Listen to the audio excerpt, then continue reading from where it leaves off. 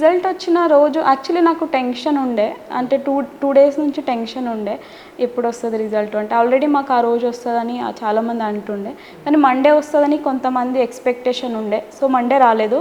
So ఆ రోజు నుంచి టెన్షన్ నాకు మొదలైంది. బట్ నేను ఆ టెన్షన్లో నిద్ర వస్తుంది మేడం, నాకు ఏమైనా టెన్షన్ వస్తే నిద్ర వస్తుంది.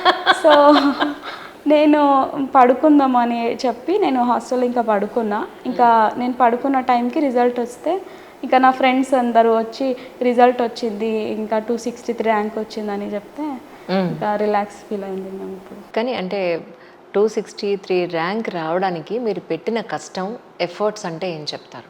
ఇంకా ఎఫర్ట్ అంటే ఇప్పుడు నా ఒక్క ఎఫర్టే ఉండదు మ్యామ్, ఇప్పుడు నా ఫ్యామిలీ ఎఫర్ట్ కూడా ఉంది.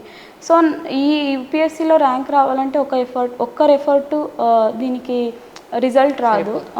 ఇంకా అందరూ ఫ్యామిలీ, ఇంకా కొన్ని ఫ్రెండ్స్ కూడా హెల్ప్ చేయాలి. మేము ఈ రిజల్ట్ కోసం మేము ఒక్కరే చేయలేము.